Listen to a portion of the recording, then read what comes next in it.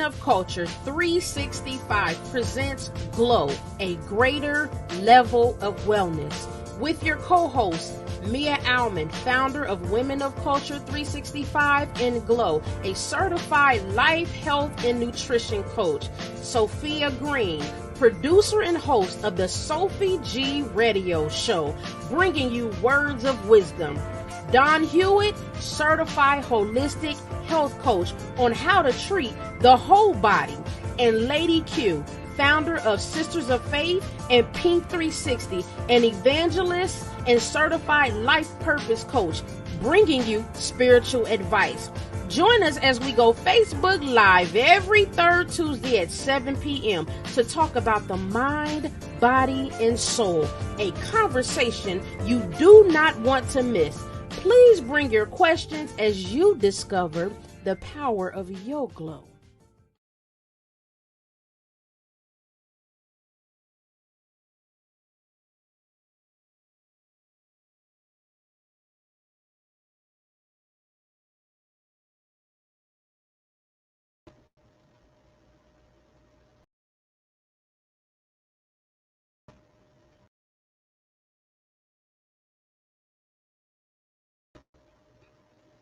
Hi, I'm Coach Mia, and welcome to Glow 365, which equals greater level of wellness. I am your producer and host for the evening, coming to you from Ocoee, Florida. We have an exciting show for you today. In this episode, we will be talking about the 5 love languages and human sexuality to build stronger relationships with our special guest, Dr. Susan K. But before we get started, let me introduce my co-host, Sophie G. Hi, everyone. Good evening. Blessings to you all. I know it's been a while. Yes. It's good to be back. I know I had been off for the last meeting, the last show, but it's good to be back here, and I'm looking forward to this show right here. Talking with Dr. K and just getting into it with her expertise and tapping into, the languages that we all should try to be aware of when it comes to relationships and how it applies to our lives and our everyday situations and, the different people in our lives. Mia, I am so looking forward to this conversation. And without any further ado, man, let's get it started. Let's go. Let's roll. I'll give credit to the gentleman that actually created this book here. The 5 Love Language is a #1 New York Times international bestseller. The 5 Love Languages, you'll discover the secret that has transformed millions of relationships worldwide. Whether your relationship is flourishing or failing, Dr. Gary Chapman's proven approach to showing and receiving love will help you experience a deeper and richer level of intimacy with your partner, starting today. With that said, let me introduce our special guest. But before, I want to share a little bit about who Dr. Susan K. is. I am Dr. Susan K.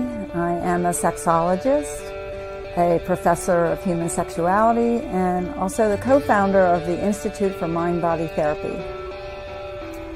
Ideal clients are folks who are struggling. What we see in our office is this disconnect from this vehicle that takes us through life. People have been so shamed and guilted and walk in fear even around our physical being.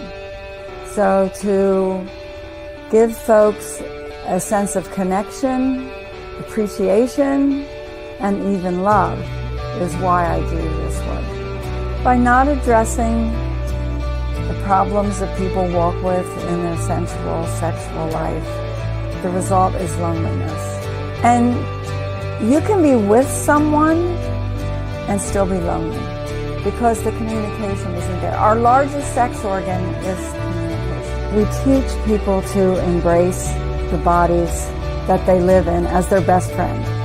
The training that I received from my doctorate program was rooted in the Masters and Johnson's process of sensate focus exercises, of communication.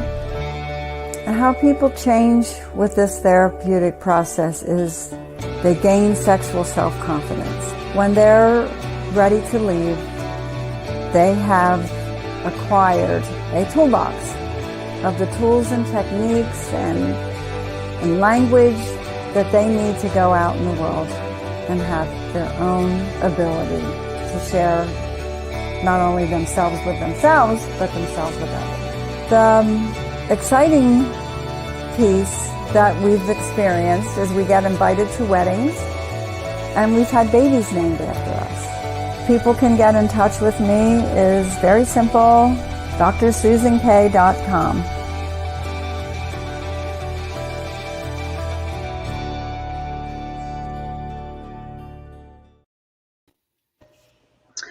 Dr. K, welcome to Glow. We are so happy to have you here with us. Thank you. Now you made me homesick. I'm in Pennsylvania, and that's my Texas house and my little Scotty trailer. I want to go camping. Wow.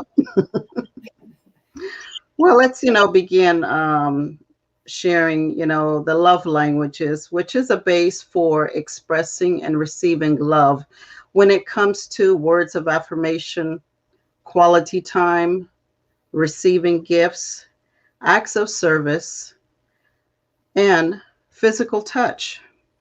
Not everyone communicates love in the same way. People have different ways they prefer to receive love.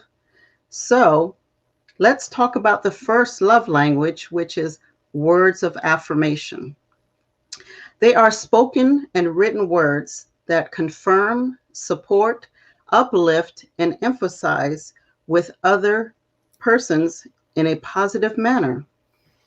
Dr. K, in your opinion, how important is it in a relationship to place an unusual amount of significance on spoken or written words? Yeah, our language creates our world or what we walk into. And that's really what I teach my clients. And I'll call them out on their language, and I'll say, is there a different word you could use inside of that statement? Or if they don't do their I assign homework always. And when I say about doing your homework and they say, I'll try, I'll say, can you say that differently? Because feel the difference between I'm going to do my homework or I'll try. So our language does create so much around us that we are a lot not aware of, how we talk to ourselves and how we talk to others. So absolutely one of the main components of the work that we do. Watch your language. Yes, because, once we say something, a lot of times we can't take it back. Mm-hmm. So we definitely have to watch what we say. And sometimes take that 3 to 5 seconds pause before saying anything. Yeah. Yeah, words can last a lifetime, both the negative and the positive. Definitely. All right, let's move on to the second love language, which is quality time. And it's about giving your undivided attention to your mate without all the distractions of television, phone, or any other outside interference. I discovered, Dr. K, that quality time is my love language. And I was reading that quality time for both men and women, along with words of affirmation, are the most common ones. In the years of counseling, who do you see wanting more of quality time, men or women? Well, today that's hard to answer. Maybe 10, 20 years ago, I would have said women because the men were out working and the women are home with the children, or, however that scenario is, where we were when you get into your kind of routines, then you're not sometimes paying attention to what does quality time mean or look like. And so we started creating date nights in the field where they would have to go out and have a date one night a month, maybe. And each month it's an alternate who creates the date so that each person gets to have, a chance and an opportunity to get not only what they want, but maybe to share with their partner what they want them to know that they want. So it's imperative now in today's world because we're so busy and we're so on the phone or on the internet or, we're pulled in so many directions that make sure that we make time, not only for each other or our partnerships, but for yourself, because I believe each relationship begins with you. You can't take an unhealthy you with you into a relationship and expect that relationship to work. So it really goes from that point on is the you with you, and then how do you share that you with other? And quality time, taking time, making time is of really high value. And I think it's what you just said a while ago is something we need to keep in mind as well, because a lot of people are afraid of we're afraid of being by ourselves. A lot of us don't know how to even have quality times with ourselves, by ourselves, because we feel if we're alone, we consider it being bored, or we consider it being lonely, or consider it being not knowing what to do. A lot of us can't live without somebody being present all the time. So what do you say to your clients when they come in and they're like, they don't know how to even start doing that, giving quality time to themselves before they can even learn how to speak another person's love language, whose quality time is actually spending time with that person? Because as you said just now, you got to be able to know how to be with you before you could be appreciate the person's love language. The basics. So being busy, not sitting still, having all this stuff going on is a distraction. It's a distraction from whatever might be going on inside of us. And to learn how to sit with yourself and to know yourself, then you can for sure be able to report to a partner what you like or don't like and what is your language. Because if you don't know and there's something that's going on for you within inside of your connection with yourself, like if you have to be distracted or busy or there's a missing already, not only for you as a person, but for then what do you bring to the table of relationships? And here's something else that I just wanted to tap right there, piggyback right there, based upon what you just said. When we are starting to get to know one another to court, when we meet somebody, we want to get to know them. One of the things we do is we find time, we make time to get to know that person, and we usually invest time doing that, which is quality time. And I think sometimes we get off track, or we think, okay, we know each other now. I know you. I think I like you, and then we forget that that's what we did in the beginning of the relationship. Which I think it's important what you just said earlier, that you go back to the basics by even introducing or reintroducing, date nights or spending quality time, time that you just a special day out of the week just to do just that. Just to keep the flame alive, I guess. And I can't wait for you to tell us more about it, because one of your areas also, you specialize in love languages, and especially when it comes to intimacy, sexually speaking. So I want to hear what you have to say about that when it comes to reintroducing that into when your clients come to meet up with you. And I know we're going to cover the other three, Mia, but you know, keep that in mind. I'd love to hear what you have to say when that happens and your clients come to you. How do you reintroduce that and wrap it all into the...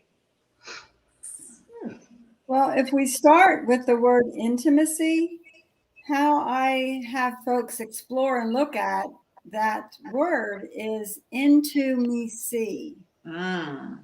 And so it breaks down that kind of message that we have, that intimacy means sex, because we do that in our culture. We have so many things that mean sex, and we mean the act of sex, like make love gets mixed up with sex.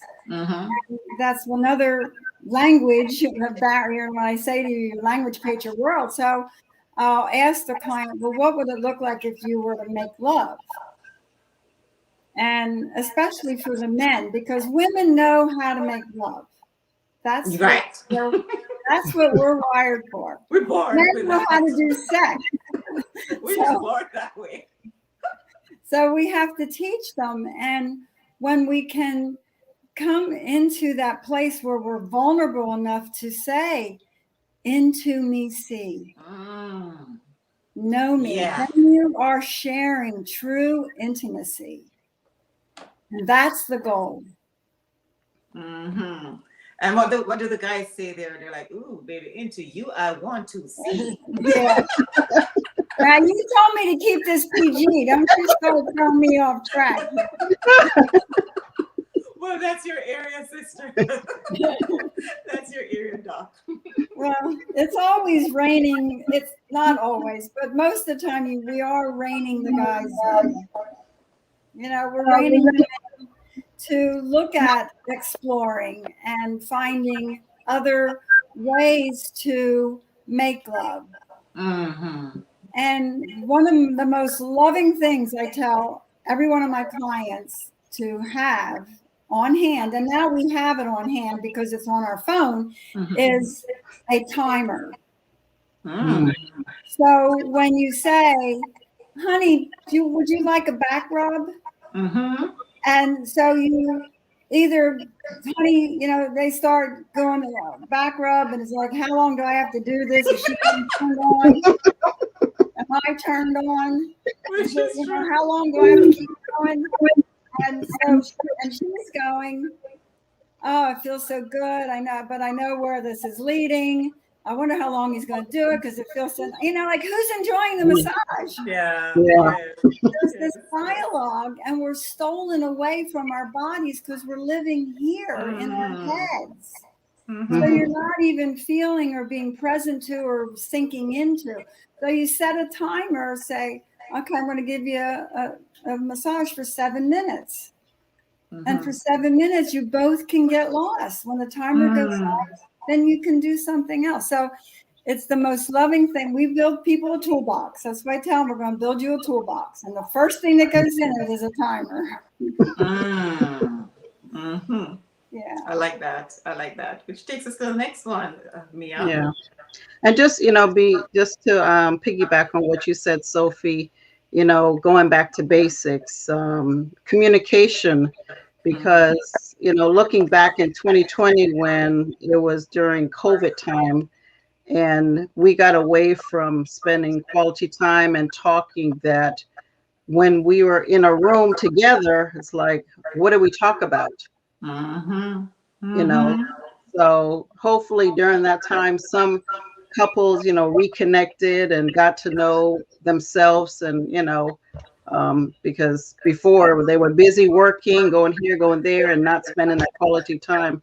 So I hope during 2020 was a learning lessons to get back on track and going back to basics, you know, and communicating and learning how to talk to each other. Yeah. Well, moving on to the next one, which is receiving gifts. And this is a pretty straightforward love language because many of us, we love receiving gifts to make us feel love. Oh, all yeah. over, not just on special occasions, but yeah, it's always nice to receive a gift. Now, Dr. K, this love language may be misconstrued for a person that cherish receiving gifts as a substitute for love. But on the other hand, that is happens in certain relationships, like the rich and famous, when their partner is too busy to spend quality time. They show their partner by giving them unlimited credit cards to go shop, and that's the way they show love. But rather than going back to, old school and showing that intimate affection, can you share your thoughts on that one? Yeah, it is a tricky one because there's an expectation sometimes around gifts.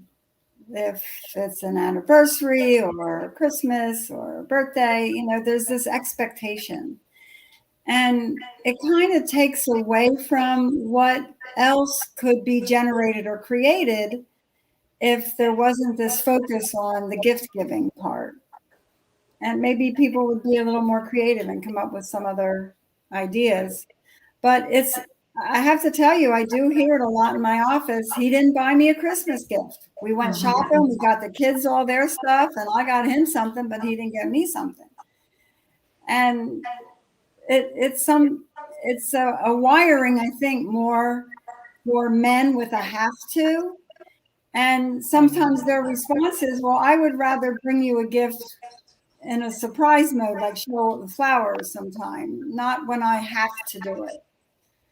So it gets a little messy because there's like a have to around it for men, and there's a social thing almost around it for women, because their friends will be going, "What did he get you for your birthday?" Nothing.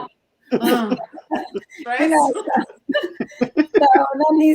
then he's really in more hot water because somebody asked and she had to tell. So I'm actually dealing with this right now with a couple, and he says, but I dry the dishes, I feel like I'm helping you with your stuff. And they have their own way of seeing that, how we're delivering a gift. What does gift mean and look like? So.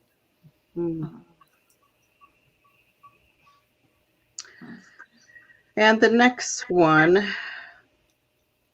physical touch,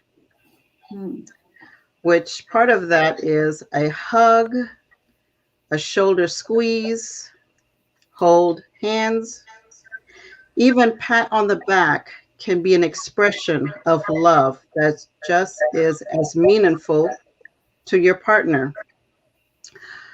Dr. K, as a sexologist and a professor of human sexuality, do you believe that skin to skin contact is a vital, but not only for mental and emotional health,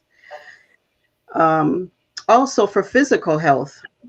This month is Domestic Violence Awareness Month. Oh, yeah. And for those that have been a victim from that or sexually abused, how do they get to that place where they can accept or feel comfortable, feeling secure with that physical touch and not feel threatened? Well, you've asked a bunch of questions inside of that one question, and there's several answers. Where I stand in that, touch is our most important sense inside of our humanity. When we're born, all of our nerve endings are completely developed. We can't see so good, we can't hear so good, we can only smell mother's milk, and we have no taste buds. What happens when we age out? Can't see so good, can't hear so good, we lose our sense of taste and smell. But our skin hungers never change. Our nerve endings in our skin is just as they were when we were born, unless, of course, there's accident or illness. That says to me that our Creator says this is important. Touch is our most vital connection to ourselves and others. Babies that don't get touched die. And elderly people will go get their hair done at the hairdresser just to have touch. You know, I mean, it is a common need that we all share. And I love this song by Dan Hill, and I've played it. I've given sermons actually on touch. Are we out of touch with our humanity? Which happened to be more recognizable inside of COVID. You know, touch is basically illegal, right? And so people are out of touch, and we're out of touch. You know, we do things like violence. And so the song that I had them play at one of the sermons I did was, and you can look it up, Dan Hill, Hill, Dan Hill. Sometimes when we touch, the honesty's too much. I have to hide my eyes and cry. And I have seen that in clients that come to me. I teach the art of receiving as you are giving. We are so wired to give to get. You know, especially, you know, men think if I touch her the right way, if I do the back rub the right way, right? So I'm going to get the cookie. Right? Is it going to do it long enough? Is it good? So it's what I teach is touching for yourself. You know, we have as many nerve endings in our hands as we do in our genitals. They're just spread out more. And that's why you mentioned hand holding. And that's where, you know, we connect into something that we don't get just by walking side by side, even shoulder to shoulder, elbow to elbow. There's some magic in our hands. And we start in our programs with the hand caress that comes out of the Masters and Johnson's teaching of sensate focus. And I have seen clients where I'll just do their hand for maybe 30 seconds with what I call intention and attention. Like my full awareness and curiosity is what's going on with this hand. Oh, you have a little scar here. I didn't know that. You know, like, do we know our partner's hands or our hands? But I'll just spend 30 seconds. And when I put my hands down, they just sit and look at their hand. And they'll look at me and look at their hand. And a lot of times they'll have tears in their eyes. Wow, yes. Because there was no expectation. There was only the honest sharing of giving and receiving. So that's where we start teaching people, how do you touch and what's underneath it? And that leads to what you talk about with abuse. You know, when we have damaged someone with this most vital need that we have, and women are put out there and they're afraid to be touched, or children are afraid to be picked up, or as you can hear in my explanation of that, this is our most developed sense. It's what our Creator said is the most important piece of us that we need to really pay attention to with ourselves and with others. So the damage that's done potentially can last a lifetime. And one story, just one quick story, that's not around abuse necessarily, but I had a client who was a 55-year-old virgin, and he couldn't stand to be touched. It was too tickly for him. He did not come home from the hospital with mom. He had to stay back because he had to have surgery. So he was in an incubator. You know, back in the day, you didn't get held when you stayed back in the hospital. He was whatever had to be isolated. When he came home from the hospital 6 weeks, I think, later, mom was so nervous to touch him, right? And so her touch with him made it for his wiring with his relationship to touch was nervous. And so he resorted to that he just felt like he was being tickled by when being touched. Wow. And I can tell you 1,000 of these stories, but that one's always, it's unusual in a sense. Yeah, you just touched that. You just touched that, and you said two things that I was just about to actually jump in on. One of the things that happens for newborns is as soon as they're brought into this world, they're actually placed on the mommy's bosom. That's to create a bond and connection. Create the nurturing and the cuddling for the mom and bonding with the baby. And you did say something earlier as well that, if a child is not, like, just know, if a child is not being touched or haven't been touched at birth, they don't know what to expect. A lot of people who are not used to being affectionate don't know how to give or receive affection because it doesn't come natural.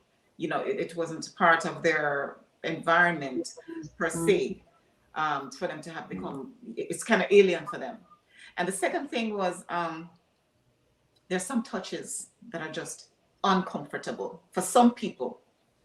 And would you say that's also that could be related to trauma, even from, it being this month, what it is, domestic violence and some physical abuse or being molested, God forbid.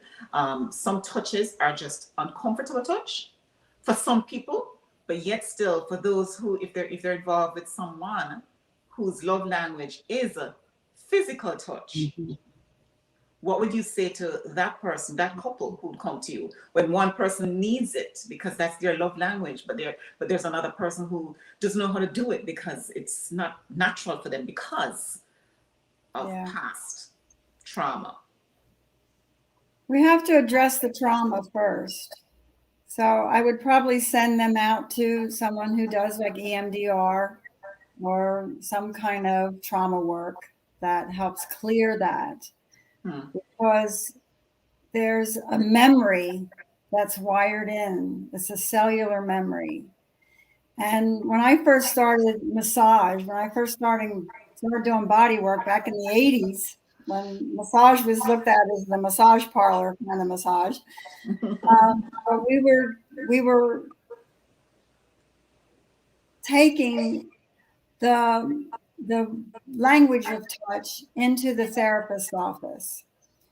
And we didn't really know what we were doing, except we had read Barbara Brennan's Hands of Light, which is a great book. It was written in the 70s.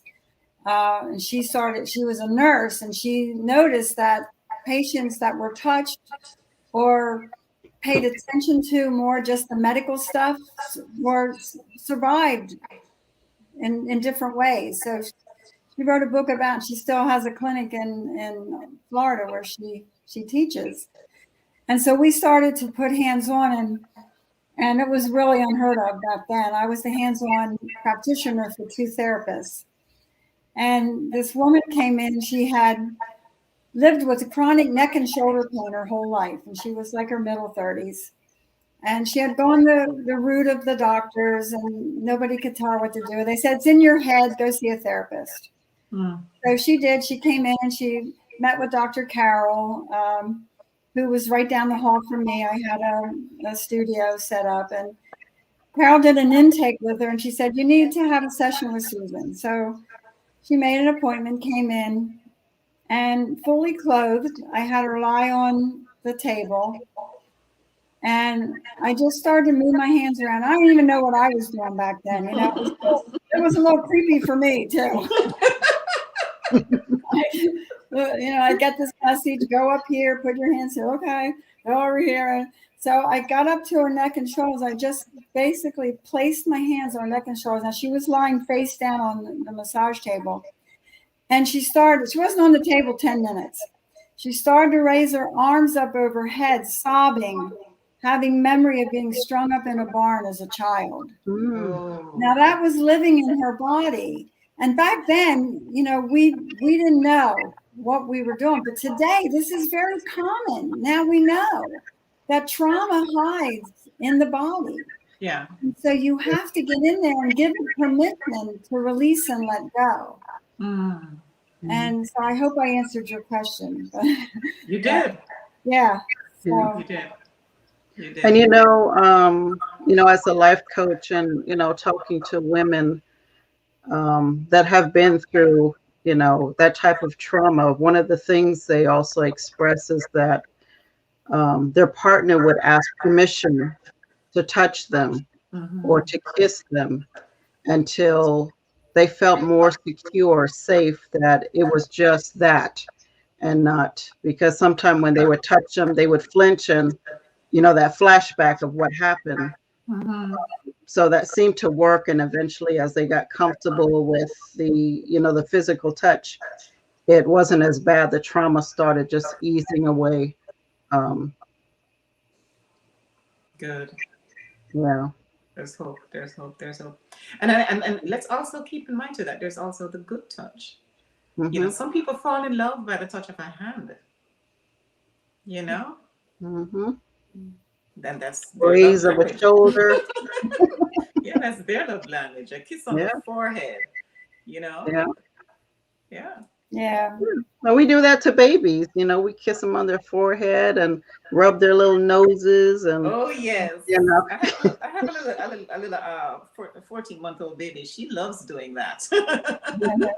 My favorite little friend, little pal. Mhm. Yes. Yeah, me and my granddaughter, we do that. We rub little noses together and Very stuff. endearing. So yeah. Very endearing. Yes. Mhm.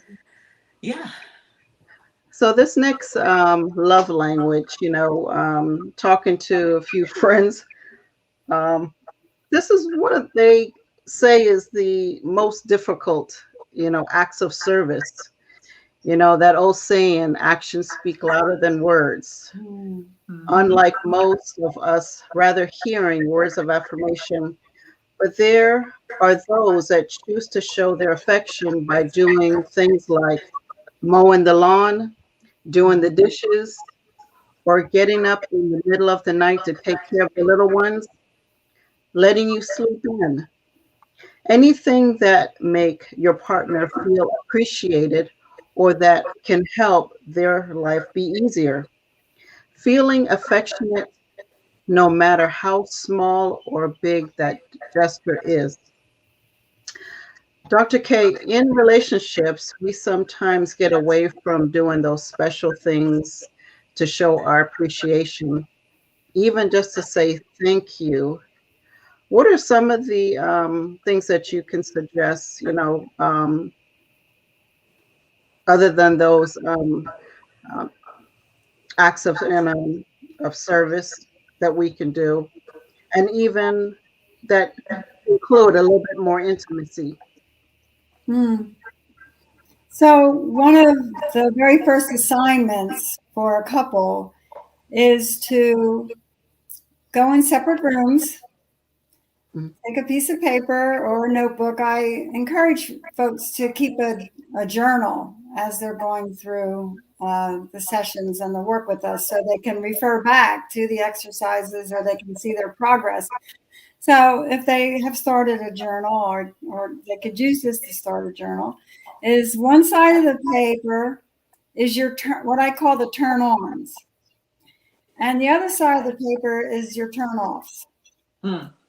And I don't just mean I like butts or I like boobs or, like that. I want those things that have you get up in the morning and be joyful in your relationship. Like, what are those things that get you out of bed? What lights you up? I'll say like things that that are precious to you, and maybe having a glass. I love having a glass of wine on the deck with you. That turns me on, like lights me up to our relationship. I don't like it when you throw your dirty underwear on the floor. That's a turn off. Right. Right? So Yep. they have to make their own lists, and it makes them sit and think, what do I like? And what is it that does light me up about being in this relationship? And what are those things that, turn me off? And so then their assignment will be, after they've written them, we come together and we start to share them. Or I give them a 3-minute game.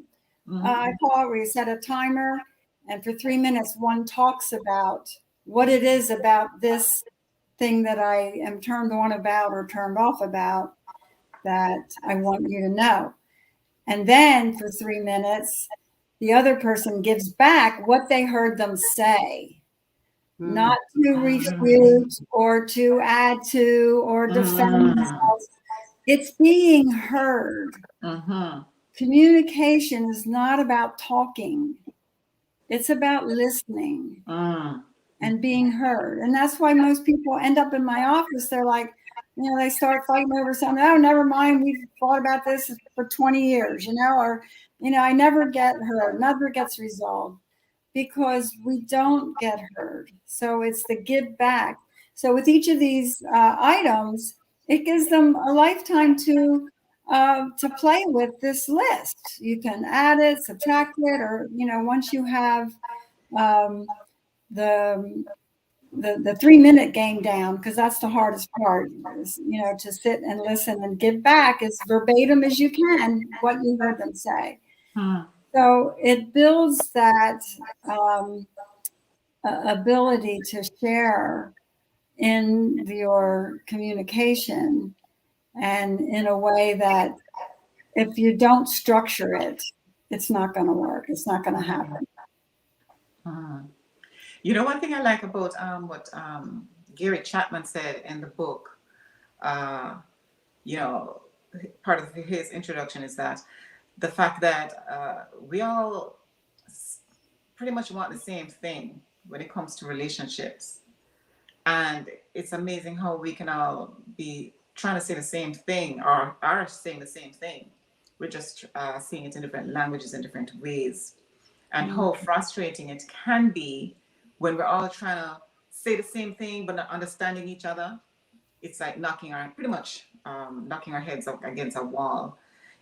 Somebody introduced me and gave me that book over 16 years ago. Wow. Yes. And at first I got it. It was nice. It was a nice gesture. I got the book and I just put it down. I'm like, thank you so much. And I put it aside. And that person is a lifelong friend. I call him a brother. I was going through some stuff. Just left a relationship and it wasn't working out. And then we decided we're going to, let's give it another try. And maybe just get married. He proposed. And my friend at the time, God bless his soul, I'm going to call, he said to me, Sophie, before you do anything, his name is Gary too. So as he said, before you do that, read this book. Needless to say, had I read that book, it could have saved me a lot of headache. It could have saved me. But after I did, when things didn't work out and I sat down and I had so much time on my hand and I reflected and I read that book, it was like an eye-opener, because I saw so many things that I didn't see or didn't understand then just by spending time with that book. And I must add that since then, I had made a copy of that book, and I had given it to so many people that I know in my life right now. And I've also applied the love languages to my life in everybody that I know, with everybody, because it's important to try to understand what the person is trying to communicate once you care about the people in your life.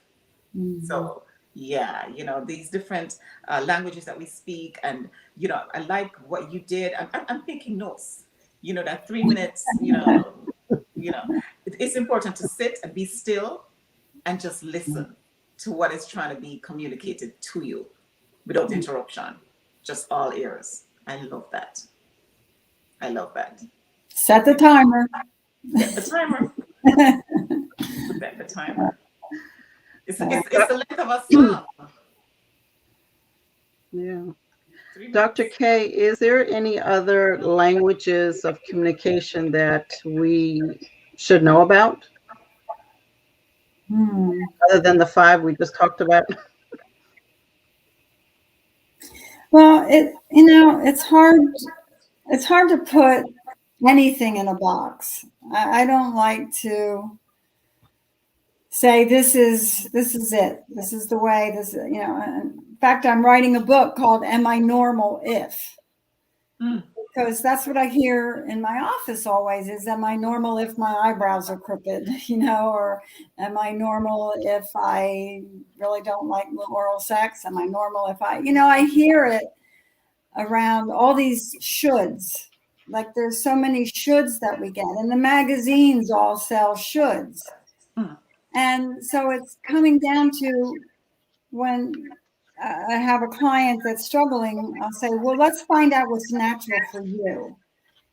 And let's go to work on that. And that, again, is the you with you, like to build that you with you that you take into you with other. And so to say, is there 5 languages? I mean, these are certainly languages we can spiral out of. I mean, these are differentiations that we can spiral out of. Like if you're the person that has the service language, like when you do a 3-minute game around, what does it mean to you that I like to do the service? And you dialogue about it, maybe you can find other ways that it can be incorporated into other parts of your relationship. So to play with it, massage it, I think for people to find really what is their true language, and does it change sometimes? Yeah, I mean, we don't have to always have it be the same. Maybe there's something that happens and you watch a movie and it teaches you that, hey, we could do that too. Like always be open for change and not be stuck. I think the flow of growth and development and changing bodies as we age, changing what's important to us. Always be flexible and communicative. Yeah. With these love languages, is it important for us to know our children's love languages so that we can better communicate with them? When I do an intake with a new client, I want to know those first 5 years. Like, what can you tell me about your environment, what you remember, what has traveled with you through your life? And people go, oh, I don't remember anything before the age of 3, But when I start asking questions or they start talking about it, things come to mind. Oh, yeah, I remember my dad used to come in and give my mom a kiss whenever he came home from work. Or I remember that when my dad came home, he started fighting with mom. So we're reading our world with our senses. We don't have cognition on board till we're like 6 or 7. So that's why my 5-year window is wanting to know, what did they absorb sensually? What, a lot of people remember grandma's chocolate chip cookies. Oh, the smell of grandma's cookies, right? Or the sounds of something or the feel of something. And so the languages that we start to generate and create in this time frame are of immense value, because it takes us into the next phase. Because then I want to know, who were your first attractions? And most people can tell me the name of that first girlfriend or that first guy that caught their eye. Oh yeah, I remember Bobby Joe. Oh yeah, I remember, from kindergarten. So it's, what have you applied that you've brought from your memories of what your language is that wired in your body? How are you now taking that out into the world? So being observant with your children, like, what are you teaching them through their sensuality? Now, we relegated in our culture sensuality to mean something sexual, but it's really our most primal platform for development, either positive or negative.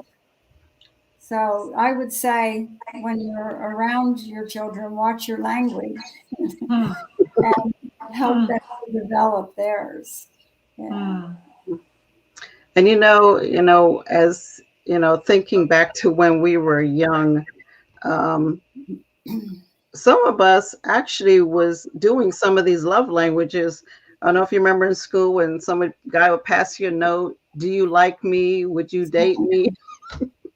And then you would write back a response, you check the little box and send it back. So kids were actually communicating that love language of, I guess, words, of affirmation before they even knew anything about this. And it's cute too. Even, some couples used to, husband going out of town used to put a little lunch note in the briefcase before they go to work or little things. And so those are special things to get back to. And I guess, going back to basics and not forgetting those, languages and, just keeping a relationship strong.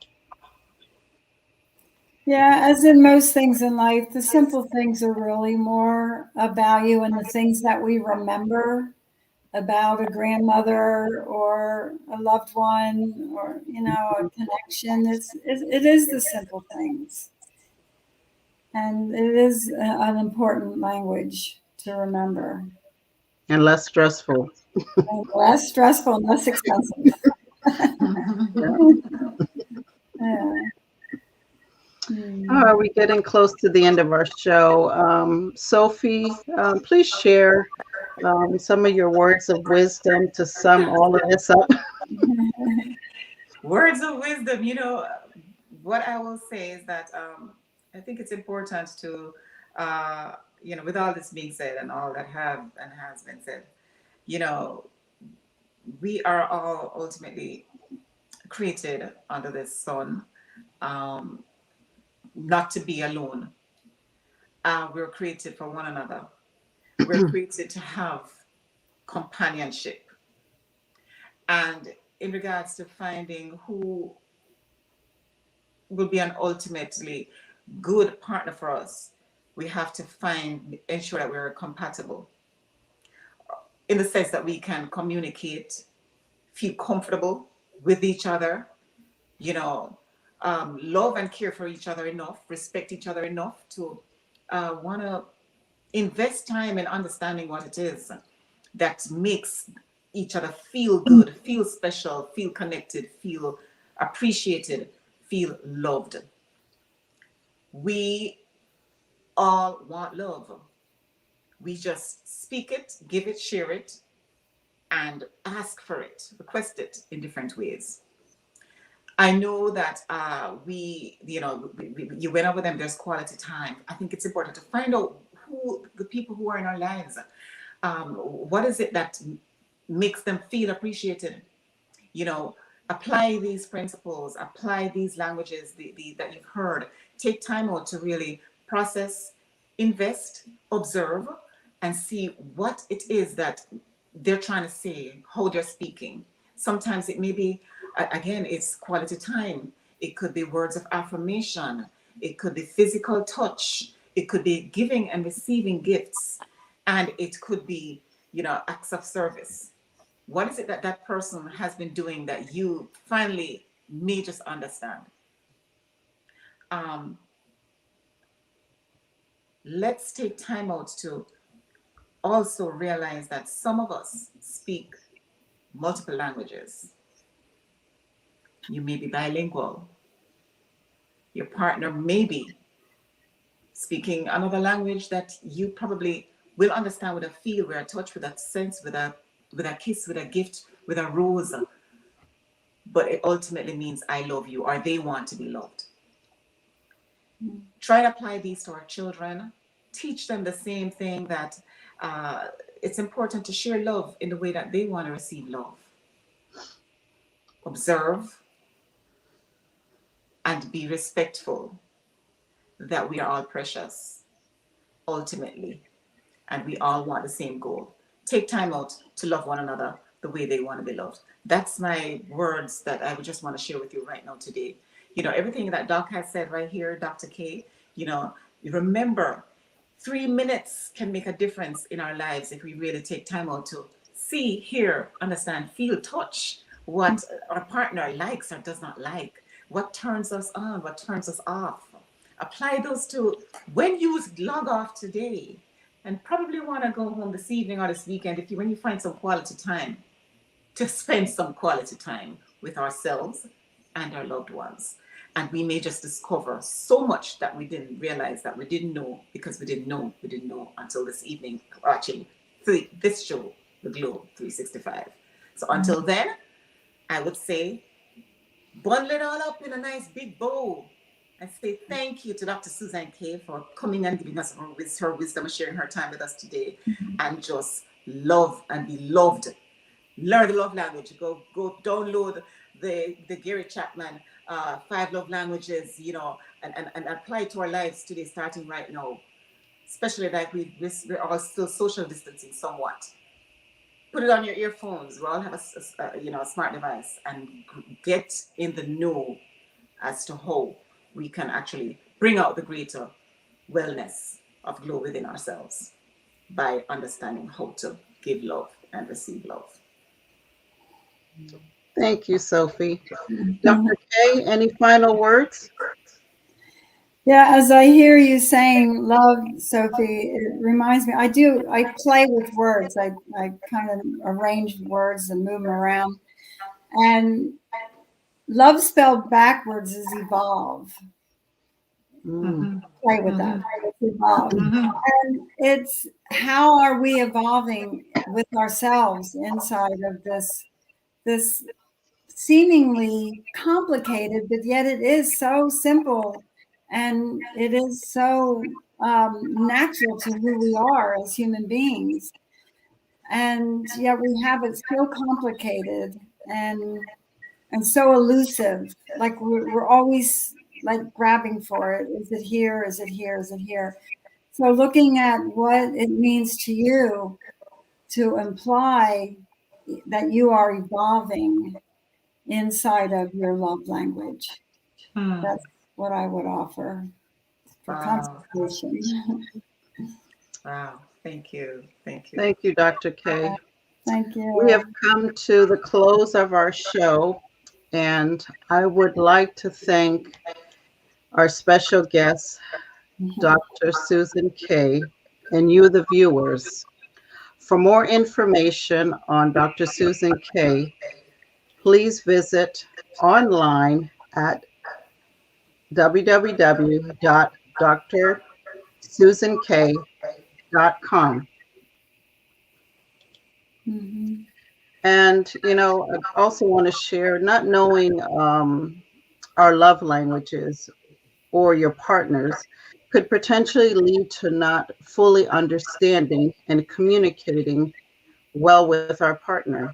According to Dr. Chapman, author of the 5 love languages, there are 5 ways to speak and understand emotional love.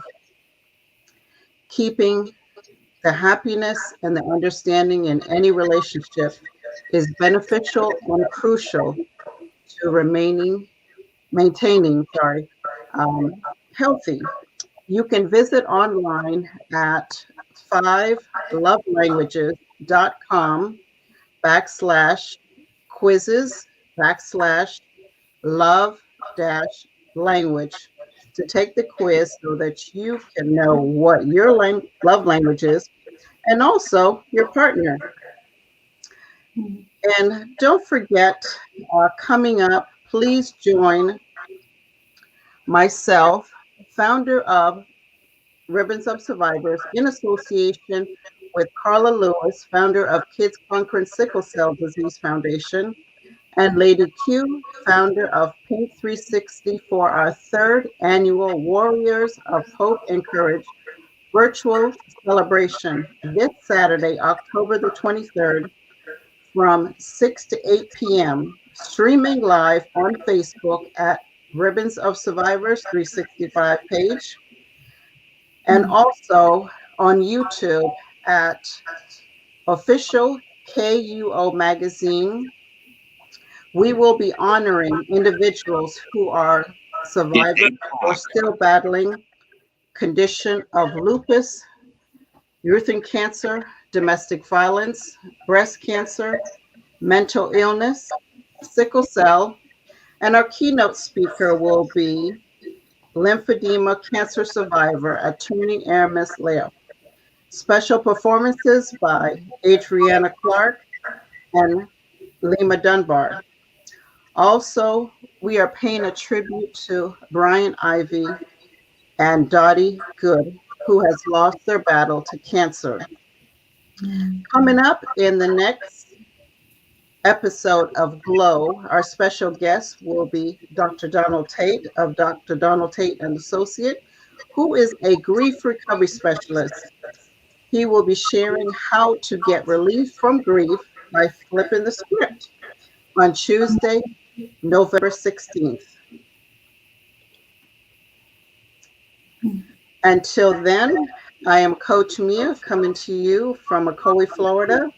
Thank you all for tuning in. Until next time, continue to find your glow within the mind, body, and soul.